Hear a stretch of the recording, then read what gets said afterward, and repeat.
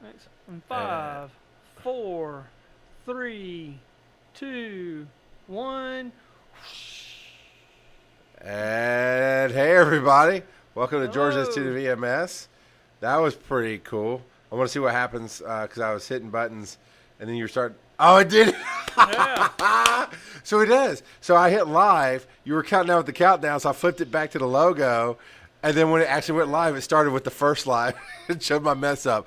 We're learning new stuff. It's cool. We got it. Hey, everybody. Welcome, welcome, welcome. Thank you for coming in. Oh, I feel like Veggie Tales today. Have we got a show for you? Yeah. EMS. Oh, I can't do the song. Anyway, copyright infringements.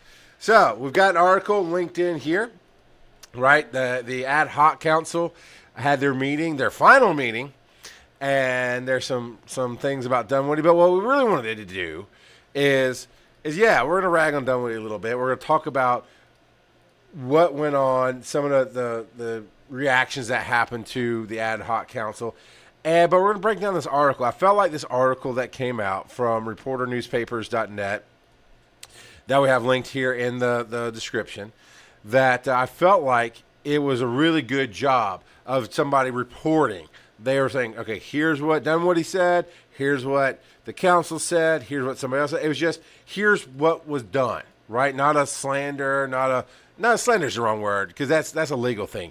Not a skew, right? Not a, well, these people, as opposed to like CBS, who cut Terrence when he was first initially asked about this over a year ago. They soundbited him and made him like, we don't care about DeKalb. We're a big company. Well, that's not literally what. Okay, literally, he said we have bigger concerns than DeKalb, but it was part of this bigger response of a bunch of other stuff that made sense. Because there were other things. Right, there's other factors. Communities. Exactly. DeKalb's just not there by itself, nor is Dunwoody. That's what he was saying. Other communities, and you got to spread the resources out because there's not an infinite amount of resources for people to use. Yeah. So there's that. And actually, I need to check Tom's levels here in just a minute. But yeah, so there were some interesting things that are in this article that I really wanted to address for the general public to understand, for those in the street who may not fully understand. Because Tom, you remember the days of being in the street and we'd hear, oh man, the rural was the big one. People used to talk about, oh, rural EMS, rural metro, they're doing this, oh, they're doing that. And then you might come across somebody who works at rural metro and like, hey man, why is your company so crappy? Like, what are you talking about? This is the truth. This is actually what happened. So that happens in the world, and we want to make sure that we help alleviate that. I made a pretty snarky comment about it on our page yesterday, and equating some of Councilman Null's behavier to temper tantrum by a toddler. You don't do that. We're going to get into it. There's stuff in this article. We're going to get into it. We're going to dig down. But somebody responded back and was saying, and I won't call out the person, and you can go to our page. I mean, their stuff's on our page. You can go check it out. It's fine. But for our purposes, I want to talk about their response. And their response was, oh, well, and we'll get to this towards the end. We're going to start with the first article, then we'll get to the response. But the basic response was, municipalities can do whatever they want. They could just, with the stroke of a pen. That's not true. And he's like, well, I've had personal experience. I know Kennesaw City. So it took me 3 seconds to look up Kennesaw City EMS and instantly found an article from 2012 that we're going to talk about and explain why you're wrong. While you're right, it happened, you're wrong. That's the one you told me not to read yet? That's the one I told you not to read yet because I want to read it to you and have you you want to surprise me. I do. Because it's going to, I just want that, because I had that visceral reaction reading it and going, oh, and I want to capture that for the whole live audience here. So we're going to do that. Tom is inviting all of you to come and watch the show. And while he does that, we have a podcast. If you get this video straight off of Facebook, right, you watch it live, you watch it later, or you watch part of it, but you'd like to hear the rest. I understand going back to Facebook, watching a video. Facebook doesn't make that easy, right? You have to be on your phone or you have to be on the computer and just watch the whole thing. That's how it goes. But we made it a podcast. If you go to anchor.fm and look up Georgia Institute of EMS, I think it's anchor.fm/Georgia-Institute-of-EMS. It's all, how the little dashes make it all one word. So check that out. you can get the last couple of episodes that are there and download them. And I keep forgetting, tomorrow's going to be on top of my list to find out why we're not on iTunes yet. But we're on Google Play. So if you get your podcast through Google Play, we're there. We're on Stitcher, I believe. I know we're on Spotify. If you listen to podcasts through Spotify, you can now catch our podcast there. It's pretty awesome. So if you catch part of this or you want to be able to listen to it or share it easily, check out the podcast. It's audio form, and you'll be able to do that. So I am going to jump into this article here. And I'd love to talk to Diana Bagby at some point, who wrote this article. This is from July 18th. That was earlier or later last week. So here's what happened. I'm going to read the initial paragraph report here. They did ad hoc cancel. I don't remember what we had going on. I can't quite see my calendar from here. But I wasn't able to go because we were busy doing something, getting ready for orientation or something. And so here's the report from it. The city of Dunwoody's quest to break off from DeKalb County to create its own emergency medical service zone hit a wall July 18th when the state subcommittee tasked with reviewing the county's EMS system and ambulance response times said that decision is out of its hands despite what city officials originally thought when the group was formed 1 year ago. The subcommittee also voted to disband, saying its work to facilitate discussions between the county and municipalities to improve EMS services is complete. So initially, right off the bat, what they are saying there is, okay, just make sure I have to take these off. So my connection to my headphones is a little wonky, and everything just went dead. I'm like, oh no, we lost power to the board. And that's just my headphones. They're old. So what it's saying there is, and I watched this happen. I watched this unfold. I started getting to these meetings back in November. Right. So the ad hoc council had met once before that time. Then they were given their initial report in November. I talked about that. I recorded it all, came back and did a big breakdown of it back then. So you can look that, just scroll back through our videos on Facebook. It's there. And they were tasked with initially, Dunwoody's going, oh, they're so horrible. Oh, there's so many times. Oh, these poor kids. The parents had to wait for 30 minutes for an ambulance. In reality, it's like 11. Yeah. Well, no, they 11, might have had to 12. wait, but the thing was, fire showed up. That's the thing. Keep in mind through this whole discussion, and all discussions previous to this, Dunwoody absolutely is manipulating the data. 100%. They are choosing to ignore that the fire trucks are on scene, who have licensed EMTs, who have licensed AMTs, and sometimes have licensed paramedics Yeah. with gear. It's not like they're just there with Providing bringing their care. hands. They've got BLS. Sometimes they even have ALS, right? They're choosing to ignore that. Well, the ambulance wasn't there. So, yeah, they might have waited 30 minutes for an ambulance to show up, but the parents didn't have to wait. Well, I went through all that. I Until picked it care apart. got there. Right. So they've absolutely tried to manipulate the numbers. And the whole time, this council was never designed to say, research to see if they should be approved. It was say, look into these numbers, talk to the powers that be, the DeKalb County Fire Chief, the Dunwoody City Police. Enhanced communication. Exactly. And Make sure everybody's. And so the first report was, okay, our job was to facilitate communication. Well, basically, DeKalb, AMR, and most of these cities already beat us to the punch. They're already talking. They're already working things out. And they're saying, we're helping facilitate, but there's going to be a memorandum of understanding coming out. And that's going to, while we're still researching it, that's going to dictate some steps.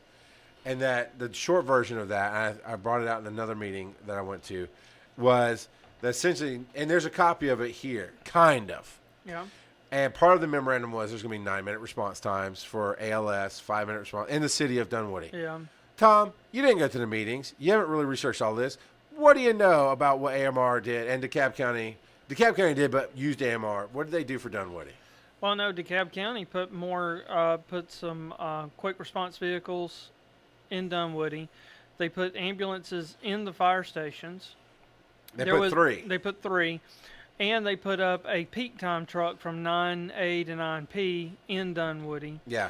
They also changed their way that they operate. Usually AMR, everybody has to go to their central headquarters to clock in and clock out and stuff. So instead of doing that, they put those ambulances in those fire stations, and the crews clock in and out and shift change Exactly. at the fire stations to to facilitate so that the area is response always times. covered, because Yep. getting from Stone Mountain to Dunwoody at 8, 9 o'clock in the morning is impossible. Yeah, it I mean, takes a while. It takes a while. They're stuck in traffic, so Yeah. so they came up with that as well. Yeah. So, and that was actually more than I was looking for. So there you go. You get a lot more information. But the gist is 3 permanent trucks. Yeah. Well, permanent for now. I mean, they stay there. And then extra one for peak time. And you say that 3 permanent trucks and a peak time truck, and I like to for say a this, city. For a one city in the cab. We're in Newton County right now. Yep. They don't have that here. They barely have that. They have what I think maybe 4 trucks in the entire county of 100,000+ people here covering this entire county. And Dunwoody, I don't know how many people are in Dunwoody, but I doubt if it's 100,000. It may be. I don't know, but I know the square mileage is nothing compared to what Newton County is. Yeah, and they're one of 17 cities in the cab. 60. I mean, it's a lot of cities in DeKalb County. That's a 2008 census. I'd like something a little more current. What's than 2008? 2008 says. You know they did. Census Oh, right. There's every 10 2015 years. city. As of 2015, the city has a population of 48,000 people in the city of Dunwoody. Right. So we're here in Newton County with 100,000+. At least I'm right. What's Newton County census? I'm sure it's 100,000+. And they have like 4 ambulances up.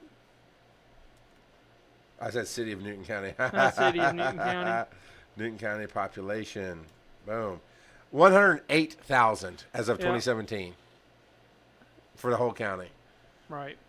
And I know you're right about the square mileage without even measuring or, going to statistics. Right. It's absolutely there. So, I mean, we called it from the start that this was a play to gain power. They did it with their own police. They got the power. They did it with their own fire.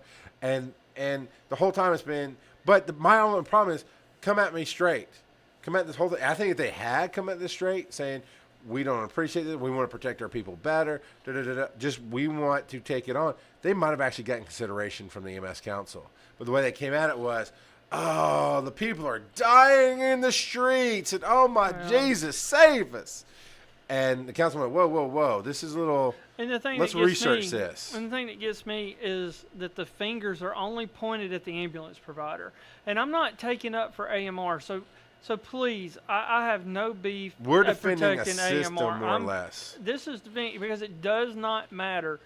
Take AMR out. I'm sorry, DeKalb County, because I know, there's some people sitting around probably thinking about taking it back over, just like it's always a cycle. But you know what's going to happen if DeKalb County takes it back over. Who's going to be on the hot seat then? DeKalb County. If it go with this bid in this, this contract, the proposal that's out asking for Request bids. for bids, yeah. If AMR loses it and somebody else gets in there, guess what? Dunwoody's going to light their fire too. Just like South Fulton. Yeah. Oh, Grady's going to come in and make everything better. Did they? No. Are they in the hot seat? Yes. If it wasn't Grady, and I'm not picking on you, Grady, if it was somebody, if it was Metro, if it was Puckett, if it was Central, if it was National, if it was NGMT, if it was, what's another one that's out there? Patriot. Metro. Or Metro, or whoever, it doesn't matter. If somebody else got that contract, they would be in the hot seat.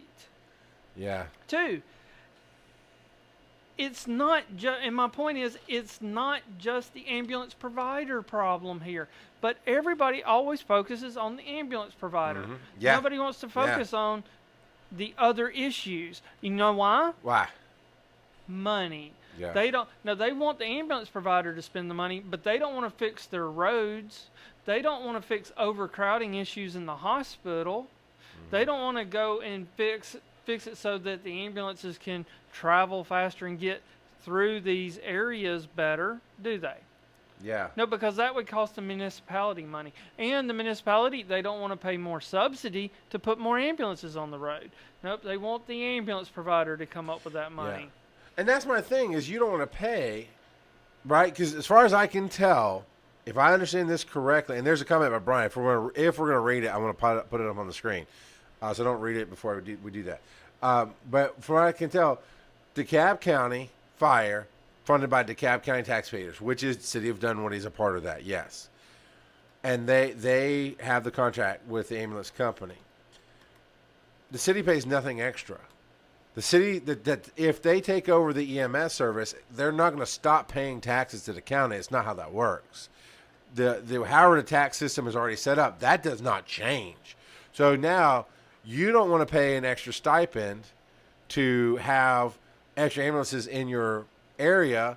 AMR is a business. You don't think they say, yeah, you want to pay to put up extra trucks? Absolutely, we'll put them there. They don't want to do that, but somehow they want to take over the service, which means they have to pay for DeKalb service and their own service, right? Does that make any sense? Do you want to read that comment? From Brian? Yeah. Yeah, Brian pointed out here that, Newton County, let's see, where is it? They have 4 24-hour trucks and a 12-hour day truck, and 103,000 plus citizens, many square miles. I mean, the square miles of Newton County is probably quadruple, if not 6 times that of Dunwoody. And they also do lift assist, and the fire refuses to help out doing the lift assist. And Newton's doing 13,000 calls a year with the 4 trucks. And Brian says he thinks it's a product of the system and lack of being able to turn down non-emergent calls. And they need more capital to put on more trucks. And yes, you're right, Brian. They need more capital put on trucks. Unfortunately, though, you're never going to be able to turn down non-emergent calls. If somebody calls 911, you're going to have to respond. I'm sorry. There's no way to tell. I'm sorry, dude. It's a job. You got a job. You got to do it. You got to go out there and you got to deal with it. That's just what it is. If those non-emergent calls quit calling, then you lose your job. Well, and that's the thing that you can't tell. We feel How many times have you gone out on somebody it's like a lift assist? It doesn't happen often. I've gone out on many diabetics. I've gone out on sickle cell patients. I've gone out on lift assist, and they were in cardiac arrest. So it's only going to take one time for a policy to say, oh, we're not going to run those non-emergencies or something. Then you get there and somebody's dying. Yeah. And then, boom. Everything's going to... And there's something about rapid response vehicles, and there's something about paramedic responses. But we talked with... they didn't make it public, and that's their business. We talked with an EMT who's local, who was on a basic truck, and they got a sick call. And literally, even when they got there, the guy's like, I just don't feel well. I'm sick. That was the only complaint. As much as they did their job, and then as they're helping him to the stretcher, and he wanted to walk, and they're like, no, we're going to put you on a stretcher. He coded on the way to the truck. Yeah. So this was a non-emergent sick call that he sent a BLS truck to because that's all he could say is I'm sick, and he's having a heart attack. But I do agree with Brian that there needs to be some reform about. Yeah. I think we were talking to somebody yesterday from Alabama. In Alabama, they have freestanding ER clinics that are like urgent care clinics, but they're emergency rooms that ambulances are transporting to. Oh, yeah. You know, and if you get there and that patient needs to be admitted, they arrange non-emergent transport to a hospital somewhere for them to be admitted. They have a small holding area where they can hold them for so many hours. I'm sure that's got to fall under that whole thing that we even have now, appropriate facility. Yep. Right, you don't take an active code to that doc in a box. I think you do. It's a full emergency room. Yep. What about surgery, like gunshots and trauma?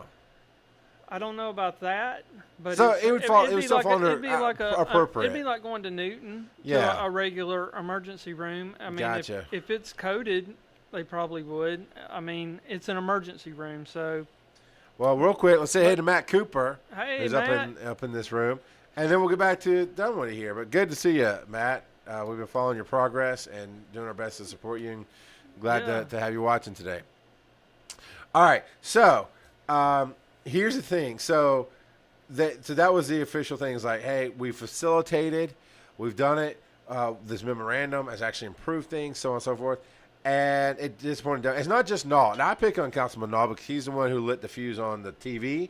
He's the one who put his happy face on the TV, made himself a target, made himself the face of Dunwoody by trying to, get his star risen, right? So I single him out. But it's not just him. It's all the councilmen. It's the mayor of Dunwoody was there. Right. And here's the quote. I guess I'm disappointed our request for an EMS zone was not considered, said Councilman Terry Naw afterwards. the ad hoc committee believes it was not their charge, but that was the underlying request of the EMS emergency to have our own EMS zone. That went to the full council. That was the original request of the city. I have to say, and then, yeah, that was your request. But Region 3 said, okay, we're going to actually investigate your accusations of response times, your accusations that the people are not being served. We're looking at the reality, not your drama.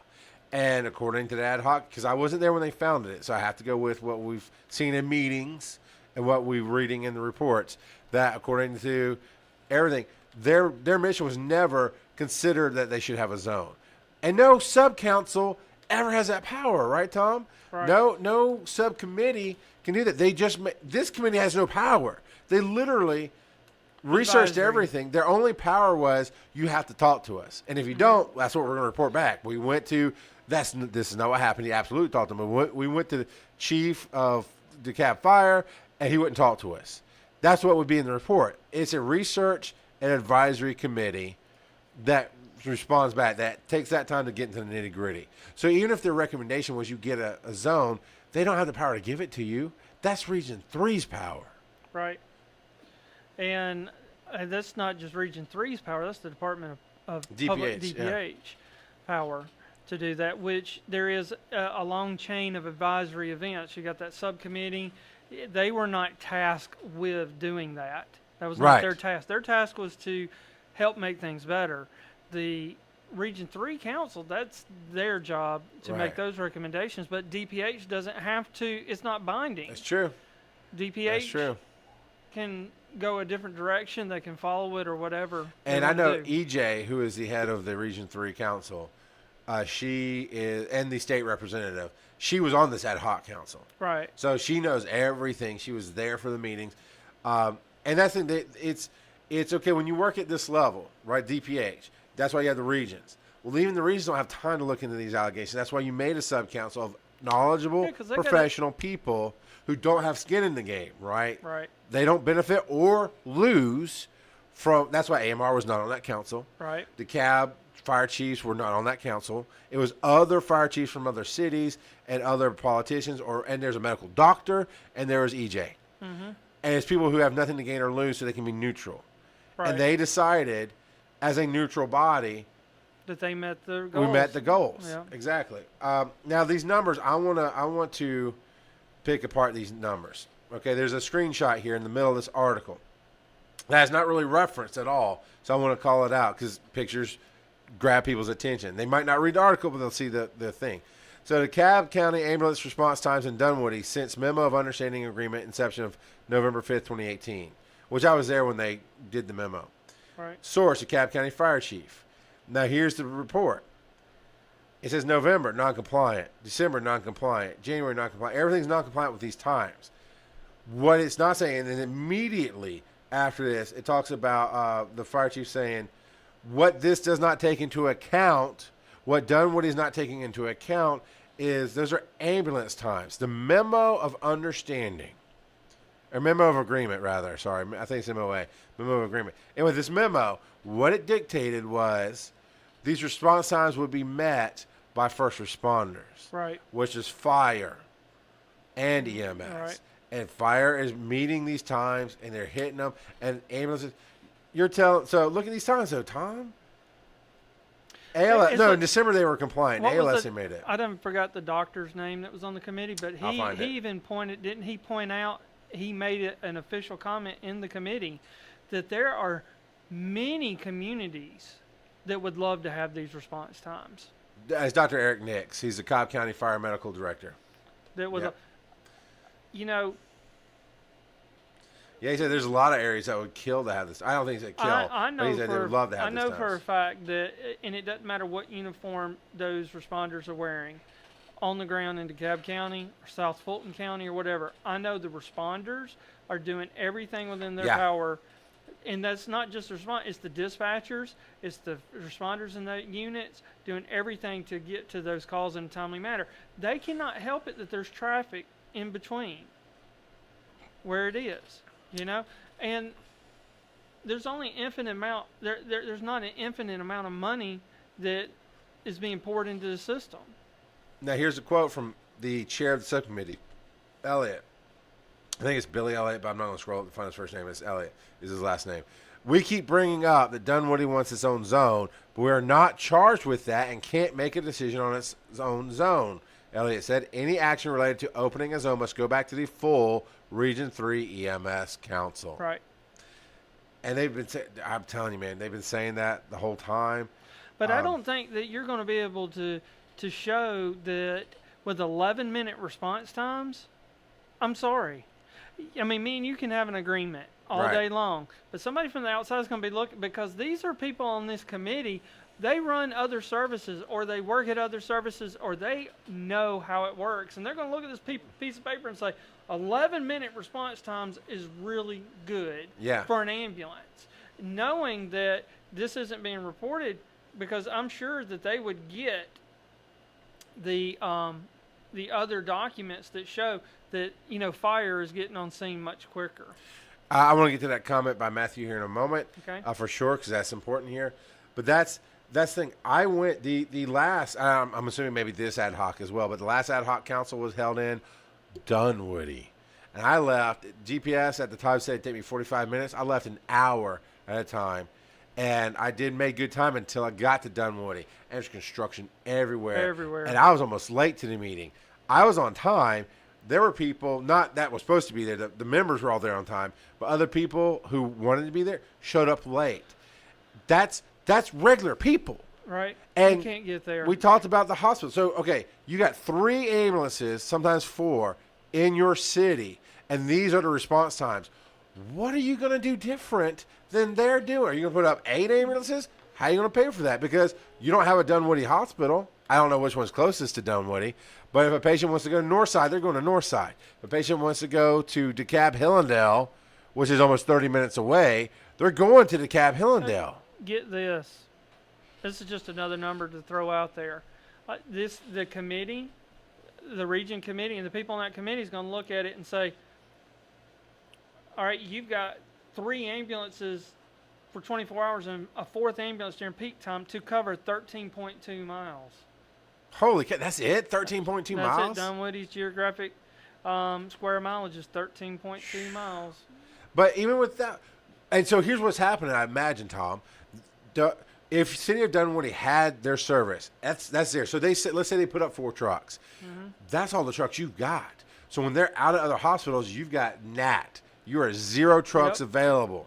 Now you've got to rely on mutual aid. Which now I want to change that to ZAT, because that sounds better. 0 trucks, ZAT, not NAT. Available. Because NAT is no trucks available. But yeah, now you got. So what is AMR doing right now? They gave you 3 trucks, and when they're out of that zone, they're sitting another truck in to cover that. That's not going to happen when you have your own service. Right. And also, too, let's go back, City of Dunwoody. Where were you thinking when you were doing all this expansion? Because all these businesses, you know, you live in Dunwood is the affluent area, right? Everybody One of them. It's a Brookhaven. Yeah, Dunwood, they go there. That's where all the big buildings are and all this construction is going on. Why haven't you put a moratorium down that says, you know what, we cannot provide services, or we're not getting good enough service here. Yeah. You know, they've just kept building. Because it brings in tax money. Yeah, because they want that tax money. And they haven't stopped that. So whenever you're bringing in more tax money, maybe you need to pay out some more tax money so that the EMS is properly being serviced. And so here's the comment, and then we're going to get back to some of this. Matthew Robinson says, gentlemen, the secondary 911 dispatch problem in Dunwoody, Chamblee, Dorville, and Brookhaven needs to be addressed as well, but it seems as if the city council of these municipalities still won't take those delays into consideration. You're absolutely right. So what's he talking about there? I guess 911, it goes to a center, and then it goes to another one. So that's a delay there. Yeah. And that is my understanding as well. I'm not 100% affluent on affluent. I'm not 100% fluent. Affluent as well. Fluent is skill. Yes, that's the general gist. And that's even said, not that specific thing, but even here, response times by Elliott, I think it's Chief Elliott, says response times are just one piece of the picture. We have to look at different parts of the picture. Right. Because, okay, if you're just looking, oh, they're not fast enough, fine, put your trucks in. Well, we just talked about one issue of you got all 4 trucks out of hospitals. What are you going to do? Mm-hmm. And then it doesn't change the dispatch time. It doesn't change the traffic issues. It doesn't change the fact that one of your trucks is sitting at DeKalb Hospital. And we keep picking on DeKalb. It happens at Grady. It happens at Coliseum. It happens at all the big ones. All of them. So I'm going to say AMS, Atlanta Medical, AMC. AMC. Just because we don't use them very often. So you got a truck at AMC for 3 hours, 4 hours. Wherever. Yeah. All of them. Because they're holding the wall. That didn't address any of that. Yeah. Nor did they bring it up. No. Now, here's what. This one tickles me so much. So Dunwoody City Council voted on July 8th to declare DeKalb County in violation of the Memorandum of Understanding. Okay. And then? And? This is little man syndrome. You are on the bottom of the political totem pole. You answer to the county and then to the state. This is, I want what I want. Okay. I was talking to somebody about this yesterday. It's like we can sit here in this classroom as instructors. We could all vote. Tom, there's a school emergency. You're not paying us enough. And Tom's going to go, and you have no power here. You don't like it? Out you go, you know. No, that's not exactly how states and counties handle it. But it's like, no, you have power over what you've got power. So vote all you want. It means nothing. You voted for an EMS emergency. And... Okay, there's an emergency. Where's the emergency? You got 11-minute response time. And EMS Region 3. And even quicker response times with the fire Exactly. units. And Region 3 responded to that, going, okay, you say it's an emergency, we're going to give you all of our attention. Here's a council of 5 members and whoever else is adjunct to that, and they're going to look into it. And they came back every single time and went, first off, DeKalb County says this is a horrible contract. But AMR stepped up their game and done what they can. So that's already a progression before even this happened. Secondly, there is a request for proposals out for a new contract. Thirdly, here's this memorandum of understanding. And, man, these response times. Yeah, it was Dr. Eric Nix. Here's his quote. He was impressed with AMR's response time saying, quote, a lot of communities would like to have these, end quote. That's what the professional doctor's opinion was of the response times. So the mayor was there, another council member was there, and they have agreed that improvements have been made, but urged the subcommittee to stay together in some form to facilitate discussion between DeKalb and the city. Why? What is wrong with you? Yeah, why can't they discuss? Can you not go? I tell you what's wrong with them. I'm not even going to go on my rant. Here's what's wrong with them. I want what I want, and they're not going to give it to me, so I want you to come in and make them give it to me. Right. That's what this is. DeKalb is not refusing to talk to you. DeKalb is the one who came up with that memo. And isn't DeKalb Fire has purchased quick response vehicles?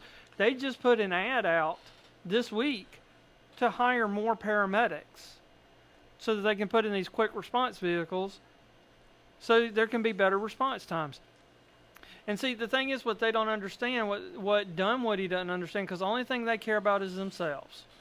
All right? Yeah. So there's been this focus. Which partially is okay. Partially, but, we're all human here too. Yeah, but their job is, the mayor's job is to care about the city, not necessarily the other cities of the county. I get that, but that's I'm just playing devil's advocate a little bit here. There's a thing where you got to have some balance. There's some balance. But these resources have been shifted in the county towards Dunwoody to address them.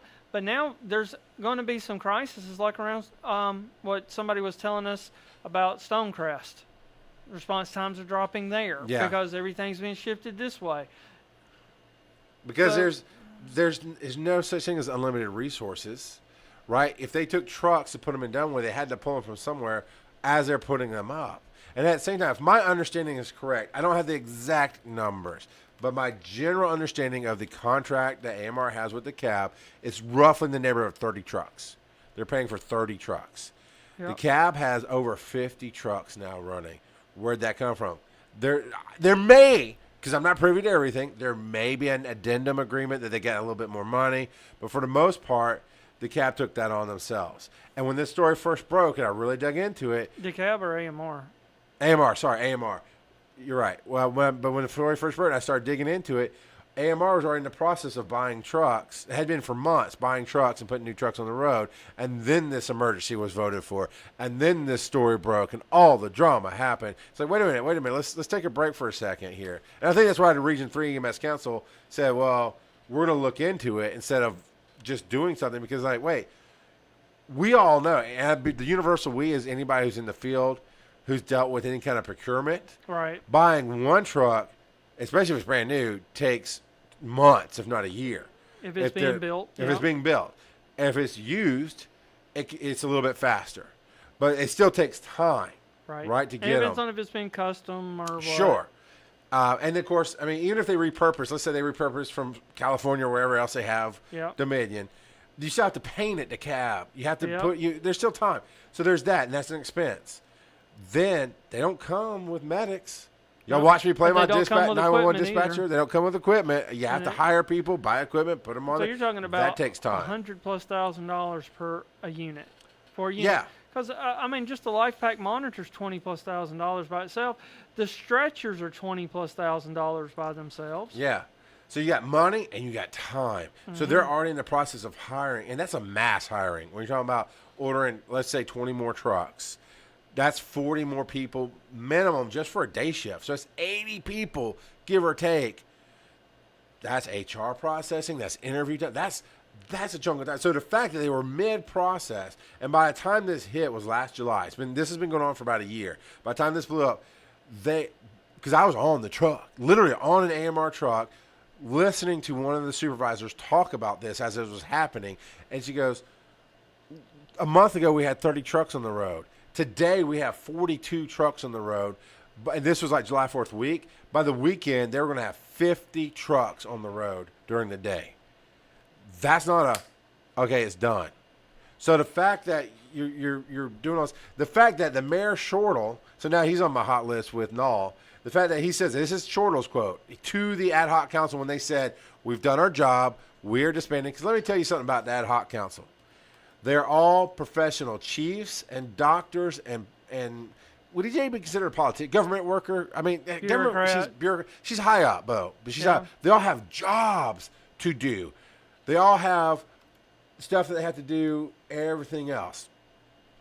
And this is taking their time, and they've done their job. It has improved communications there. So when Mayor Shortle says, I would hope you go back, talking about to their disbanding, so they're going to go back to their council positions, or just, if they didn't have a council position, their day job, whatever, and reconstitute, Shortle said, because I think it's one of the things that keeps both of us together talking. One of the biggest things you've done is brought us together to speak to each other.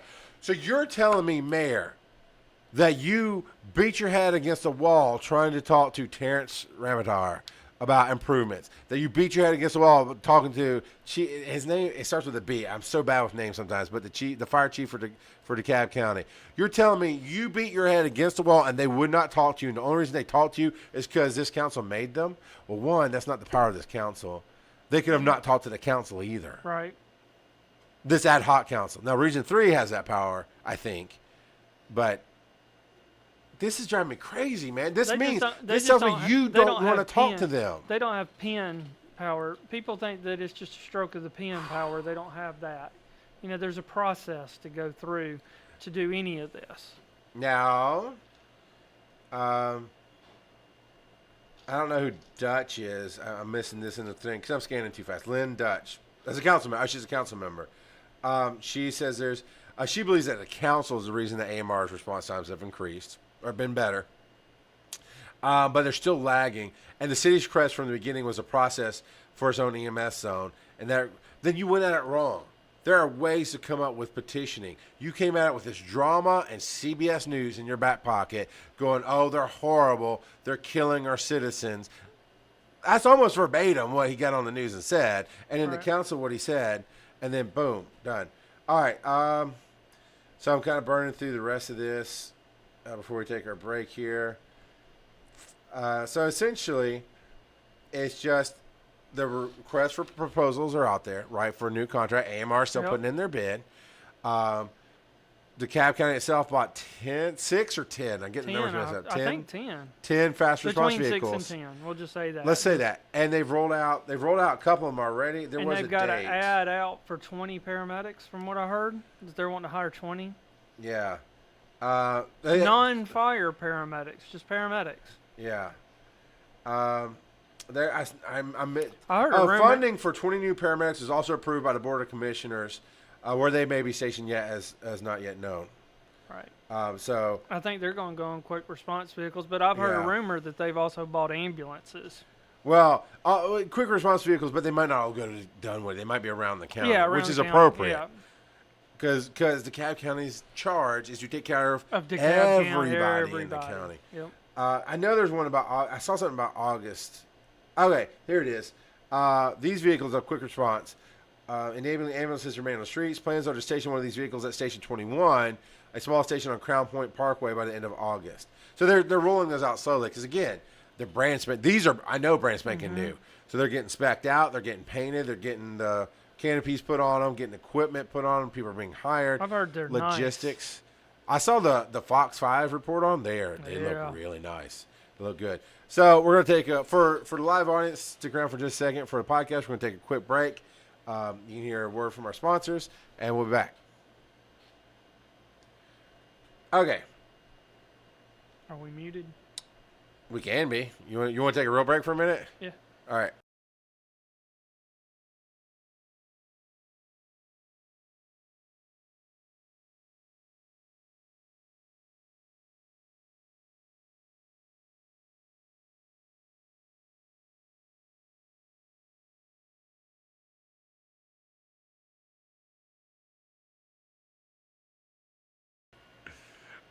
We're back. All right. If you're on the podcast, the break video, I don't even know how to describe it. There's some funness there. So we posted, I shared this report out because everything from Dunwoody is give me what I want. You're not giving me what I want. I'm going to throw a temper tantrum. Except they don't, because I've seen politicians throw temper tantrums, but they're like, politically speaking, like, you've let us down. We're still pushing for it. The system worked. They literally looked at all the numbers and looked at what was going on. We don't know what will happen with the contract. When anything goes up for bid, AMR might be out. Right. Priority might be coming in, from Who knows? Tennessee. Grady might be coming in. DeKalb may take it. DeKalb, back in my day, ran it themselves. Yep. Then Rural Metro came in. Rural Metro didn't abandon it like legally, but went, you know what, we're not doing this crap. We're out. And gave a month. And CARE came in. Yeah, CARE did it for a while, and then AMR had to come in, take the contract. Yeah. It's been a rough ride for a while. But we posted this, so I just get frustrated.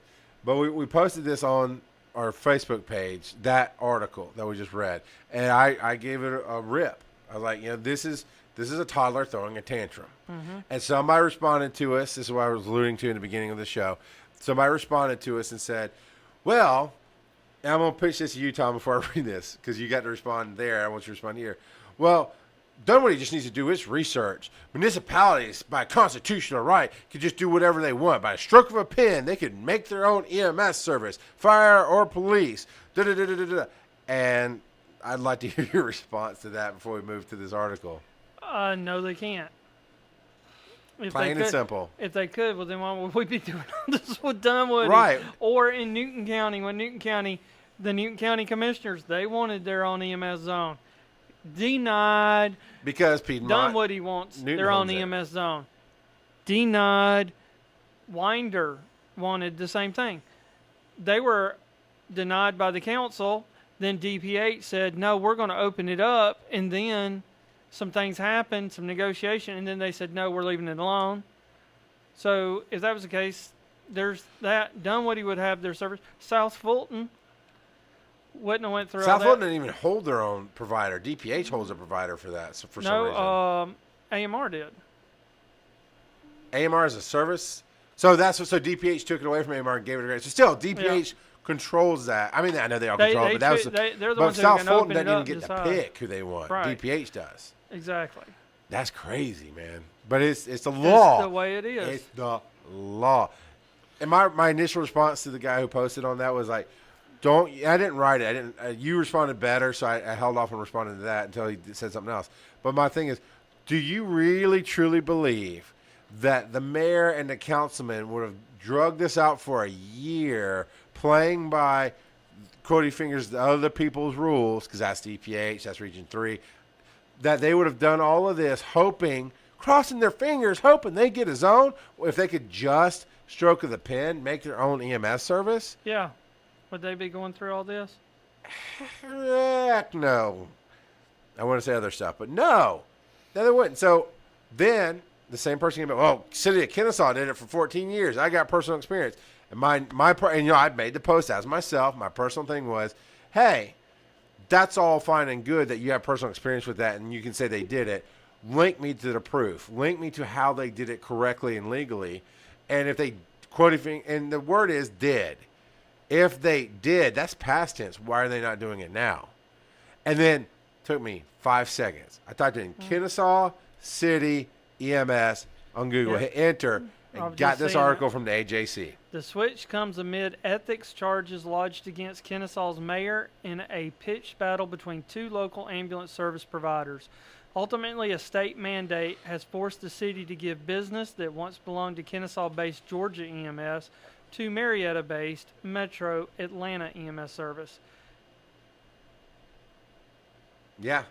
And so it goes on to say, I want to get down to the time, to the law. Okay, so if you scroll down, they're talking about how it went on and how basically they were doing it outside of the law. And the Kennesaw was like, now, here's something. I'll get back to that. This gets me. So Kennesaw was saying, but Georgia EMS gives us a 5-minute response time, and that's faster than a 13-minute timer mandated by Cobb County. Because Cobb County's mandate is 13 minutes. Now, that doesn't mean they get there in 13 minutes. That means, sometimes it's 18. Yeah. Sometimes it's 3 minutes they get there. So Georgia EMS is 5-minute response time. Well, that didn't say mandated. No. It just says they did it. So they're cherry-picking times. But they charge less. How much do you see there? How much? $65. $65 less. And most people don't even pay that, so They charge those negotiated rates. not 65,000. Yeah, $65 or not $650. But at this point, Kennesaw has no choice but to do business with Metro. Local governments don't have the power to choose ambulance providers, but Kennesaw has long defied a 1998 court order to comply with the regional ambulance plan. 2001, Metro, which by law should serve Kennesaw, allowed Georgia EMS to step in. The issue appeared to be resolved. Now so Metro held the provider. They allowed Georgia EMS to step in because in 1998, Kennesaw had been defying it, and 2001, instead of fighting it, Metro went, you know what? I don't know what the exact thing was, but here, we're the provider. We're going to allow this to happen because Kennesaw was giving the middle finger. But that changed. Yeah, after this is in 2012, by the way. And this is why these laws are enacted, because Metro complained that Georgia EMS was pirating their calls. Now let's explain what that is. That's where they're going in and jumping calls. So trying to get on scene for just like Mother Jugs and Speed. Metro said, okay, for Kennesaw, we're going to allow you to do the city of Kennesaw. Right. So that means everything inside the city limits of Kennesaw is your game. What was happening is they're going outside the city into Cobb County. Oh, but that's close to our city. I'm guessing, but we know what we're talking about. Oh, that's close to our city limits. So we'll grab it. And they're racing to the call and snatching the patient. So then Georgia EMS was put on 12 months probation and $8,000 fine from the state. Yeah, tell me now they can just pencil whip an EMS service. Then on July 6th, the Kennesaw city manager called Georgia EMS to terminate its services. Because? That happened days after the state DPH gave the city a month's notice to comply with the regional plan and do business with Metro. So Kennesaw only terminated the service because the state said, they stepped on their neck, as I like to phrase it. They said, we've been talking to you, we've been fighting you, we've been talking to you. Now we're getting complaints, you're not listening. And we've seen how the state corresponds with some of these services. And it's very much, what I have seen in some documents, is very much, okay, Tom, you're gonna be you're gonna be Kennesaw. I'm gonna be the state. Hey, Tom, we had this order. Metro's doing this, but now Metro's complaining. Can you tell me, as City of Kennesaw or Georgia EMS, whoever responding, is this true? Can you prove why you're jumping these calls? We're seeing calls out.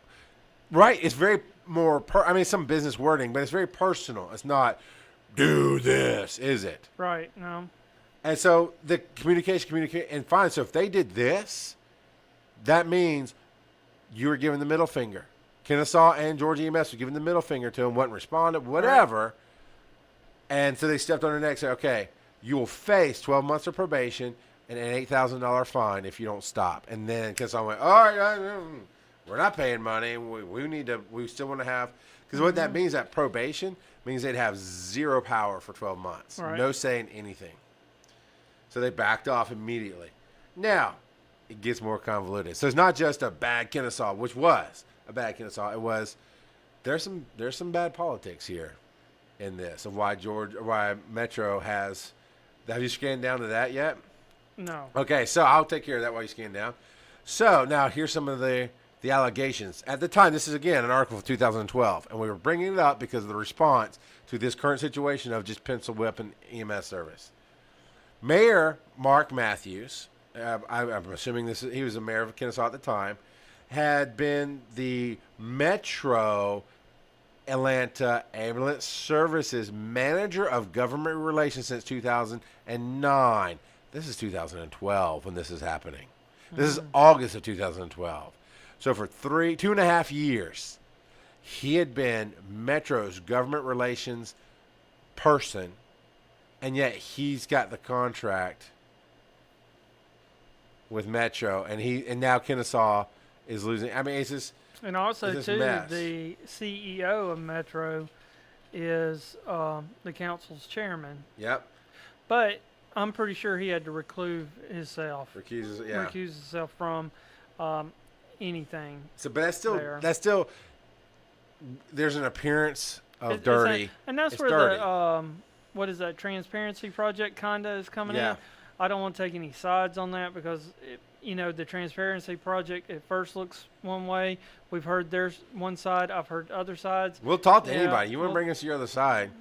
Yep. Georgia EMT Association put out a non-response to them. Well, here's the history of EMS. Here's what they want to do, and white noise after that. I was like, this literally says nothing. This is why I'm not part of your association. They need to get down and talk about it. Yeah. And really come up with a real solution. I think there needs to be some reform, but I think there still needs to be. I think the overall framework's there. Yeah. I think the people who are on these committees should be limited to how long they can be on it, and their roles. Yeah. That's a whole other topic. We'll get this anyway. So now the complaint was filed by Georgia EMS employee. Of course, they're the ones losing the contract, but that doesn't make it any less relevant. But they allege that he, being the mayor, Mayor Matthews, played an active role in Georgia EMS's removal before making the disclosure that, oh yeah, I'm also the mayor of the city, but I work with them, so I need to let you know that. Dude, I'm honestly with them on this side, whether it's dirty, shady, or not. You waited 2.5 years to make a disclosure. I can't come in here and. Okay. But I'm pretty sure that was probably still kind of public too. I doubt if it was. I doubt if he was like sneaking to work. I'm sure his staff. How many jobs do you truly know that I have? I know, but when you're the mayor, I mean, you've got a staff. Do we want to talk about the mayor and Mystic Grill and how that went down? Well, not really. I don't really want to talk about it. But you see what I'm saying? It's while certain people know, it's not. I don't know. It does. It just looks a little shady. It does. And even it may not be shady, but it looks that way. Yeah, I'm going to say this wrong. Pete Quinones, a CEO of Metro, he said the company should have handled that differently. Well, honestly, I can't believe you now. Of course you should have, but this is hindsight, And it could have been. I've seen it happen. It could have been. I don't see anything wrong with this. You're being honest. We're being honest. Everybody's being honest. But if you don't come out and go, this is me, this is what I'm doing, it looks shady. So Matthew said, of course he said he did nothing wrong. And we didn't follow up to see what was found out about this. But that's the answer to it, right? Right. Is yeah, Kennesaw absolutely did that for 14 years illegally. Yep. And did it incorrectly. So and just probably would have got shut down sooner if Metro really wanted had pushed to. it, yeah. It pushed it. Yeah. Because when they started pushing it, it got shut down pretty quickly. So, and the response, so you responded with basically like, no, DPH handles regions. Regions have provider certificates. You cannot run 911 without it. This person responded back, it's like, well, they did it, and I saw them did it, and even the provider holder complained there's nothing they could do about it. Well, they did. Yeah, no, they totally did something about it. This is from the AJC. This is not EMS Underground theorizing. This is from the AJC reporting on it. They absolutely did, and DPH stepped in and went, smack, stop doing that. Right. Then it explains who DPH is. And that's like one of the purposes of this show, because there's so many people out there who are in EMS, who want to be in EMS, or just live in society, and they don't understand how EMS really works. And we're trying to get that information out so that people understand it and know about their profession and stuff. The good, the bad, the pretty, the ugly, both ways. Yeah, now, I still 1,000% disagree with private or with anybody who has skin in the game. Like they will gain something or lose something from this. Should not be on the hiring council. Should not be. You need neutral. You need other people. And that's why I really am praising the ad hoc council. I mean, even if ad hoc come back and said, well, we found that Dunwoody should have had it. Okay. I'm not gonna rail against the council about that, even though I disagree. And I'm not praising them because I agree that their findings were what they were. And I can see in some ways where, okay, if you've got the regional council that's made up of all these service providers, and a zone comes up, all right, and I want that zone and I'm on the council. Well, guess what? You work for the other service, but me and you are meeting every month, every other month. We're going out to eat lunch, we're playing golf. You know what? I'm not going to vote. Hey, man, what you doing next week? You want to go play some golf? Yeah. I have access to you. Whereas the other people trying to bid, they don't have that access to you. And that's why neutral councils are good. That's not a fair thing. So that's where I think that if that comes up, then maybe a special committee needs to be formed on a case-by-case basis that is, all right, number one, hey, it's being opened. Two, all right, there's 45 days for people to put in proposals. So the proposals are in. We see somebody sees who is putting in for that zone, and then a committee is formed of people who are not related at all. Yeah. Potentially people from other parts of the state, that are very disconnected from those services. Yeah. And they take an oath. They sign an agreement saying, hey, we're making this is the ethical standards of this committee. We're not going to have any private meetings with anybody. We're not going to have if there's any communications with these people, it is public preview. Yeah. If I get an email from Charles, then I have to put it out there. This is the public email. Everything is open and transparent. Now, will that fix everything? I'm okay with that. Yeah. No, it won't. No. It's not going to. But it's going to help us understand. Because here's how it looks now. There's closed doors meetings, and we know. And closed door meetings. We've picked Metro apart in the past going, no, we know they're on the council. And, yeah, they recused themselves from that vote, but they were bidding for this zone. But even if they don't do golf and that kind of thing, they're on the council the rest of the year and the years previous and years to come. They have to work. So there's conflict because you're going to there. vote for me because later on I might. And I'll be like, hey, you remember? I got you that. I helped you. I had your back. Now I'm trying to get this. You got my back, right? So when you make up like this ad hoc council, when you make up, I think the chief from Sandy Springs was on there. Sandy Springs is not to give, in a positive way, they don't give two craps about Dunwoody, meaning they're not going to lose anything. They're not going to gain anything. It's a neutral party. Right. That's who should be doing these things, period. And, yes, I might be the chief of Sandy Springs, and you might be bidding, and you and I have worked together in the past. But the reality is, this is where I think a next step should be, is when the Supreme Court makes any decision, they write their approval, here's why we approved, and they write a dissent, here's why we dissented. And those are made public. And here's what went into our things. And I don't expect, Tom, you to be on the council and write me a 10-page dissent on why you didn't want Metro to have something, or you didn't want AMR, or you did want Newton County, blah, blah, blah. But it should be, like you're saying, here's the open thing. Here's the disclosure of my entire portfolio. So you can look up and see that I worked with Tom back in 2003 at Newton. We worked together. Oh, is that a conflict? I don't know, man. It's 2019. I worked there for a year. Is it a conflict? Maybe it is. And that's where you have DPH, all the region heads go, yep, it's a conflict. Sorry, you're off the council. Right. Or no, here's why, you have checks and balances. And that's my ultimate thing. This is my final thought for today. I'm going to throw it to you, is we don't have enough checks and balances. We don't have enough transparency and understanding of what goes on. And that's why we do this show, because I think the general public is going to read this and they're going to see that MOA and go, non-compliant, non-compliant, non-compliant. What? Why? How can you do this? They're non-compliant. Well, they didn't have the power to replace the council, right, exactly. or replace the thing. And those are only non-compliant ambulance numbers. Those are compliant with fire responses, and there's other things going on. All right, so my final thought is checks and balances. Go. Yep, I agree there as well. I think we may just shut off. It says it's going here. I saw it stop here too, but. So I agree with that, checks and balances. I think that we need more understanding. I think people need to understand it more than, so we need more education out there. Because I think the people are actually doing a good job.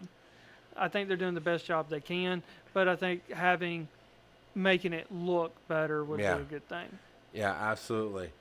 All right, we do the show right now. We're doing it Thursday afternoons at 3 p.m. We're trying to start dates, right? We're trying events is the word I'm trying to say. We're trying to put in events so you know it's coming up. Again, if you've got insight on any of these topics, if you got insight on something we don't even know about yet, email me. My email's right there, charles@gaiems.com.